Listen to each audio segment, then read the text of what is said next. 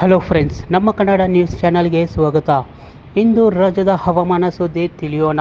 ಭಾರತೀಯ ಹವಾಮಾನ ಇಲಾಖೆಯ ಪ್ರಕಾರ ಬಂಗಾಳ ಕೊಲ್ಲಿಯಲ್ಲಿ ವಾಯುಭಾರ ಕುಸಿತ ಹಿನ್ನೆಲೆ ಕರ್ನಾಟಕ ಸೇರಿದಂತೆ ದೇಶದ ಹಲವಾರು ರಾಜ್ಯಗಳಲ್ಲಿ ಮುಂದಿನ 5 ದಿನಗಳ ಕಾಲ ಭಾರೀ ಮಳೆಯಾಗುವ ಸಾಧ್ಯತೆ ಇದೆ.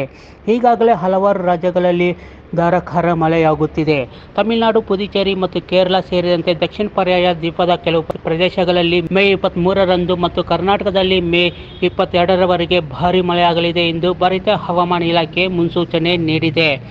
ಮುಂದಿನ 24 ಗಂಟೆಗಳಲ್ಲಿ ತೆಲಂಗಾಣ, ಕರ್ನಾಟಕ, ಒಳನಾಡು, ತಮಿಳುನಾಡು, ಕೇರಳ, ಆಂಧ್ರಪ್ರದೇಶ, ಲಕ್ಷದ್ವೀಪ್, ಒಡಿಶಾ ಮತ್ತು ಅಂಡಮಾನ್ ನಿಕೋಬಾರ್ ದ್ವೀಪಗಳು ಮತ್ತು ಈಶಾನ್ಯ ಭಾಗಗಳಲ್ಲಿ ಹಗುರದಿಂದ ಸಾಧಾರಣ ಮಳೆಯಾಗುವ ನಿರೀಕ್ಷೆ ಇದೆ. ಇನ್ನು ನಮ್ಮ ಕರ್ನಾಟಕದಲ್ಲಿ ಈಗಾಗಲೇ ಎಲ್ಲ ಜಿಲ್ಲೆಗಳಲ್ಲಿ ಮಳೆರಾಯ ಅಬ್ಬರಿಸುತ್ತಿದ್ದಾನೆ. ಈ ನಡುವೆ ಮುಂದಿನ 5 ದಿನಗಳ ಕಾಲ ರಾಜ್ಯದೆಲ್ಲೆಡೆ ಭಾರೀ ಮಳೆಯಾಗಲಿದೆ ಎಂದು ಹವಾಮಾನ ಇಲಾಖೆ ಮುನ್ಸೂಚನೆ ನೀಡಿದೆ. ಬೆಂಗಳೂರು ಸೇರಿ ರಾಜ್ಯದ ಹಲವೆಡೆ ಒಂದು ವಾರ ಭಾರೀ ಮಳೆಯಾಗಲಿದೆ. ಶಿವಮೊಗ್ಗ, ಉಡುಪಿ, ಚಿಕ್ಕಮಗಳೂರು, ದಕ್ಷಿಣ ಕನ್ನಡ, ಹಾಸನ, ಕೊಡಗು, ಚಾಮರಾಜನಗರ ಮತ್ತು ಮೈಸೂರು ಜಿಲ್ಲೆಗಳಿಗೆ ಆರೆಂಜ್ ಅಲರ್ಟ್ ಘೋಷಣೆ ಮಾಡಲಾಗಿದೆ.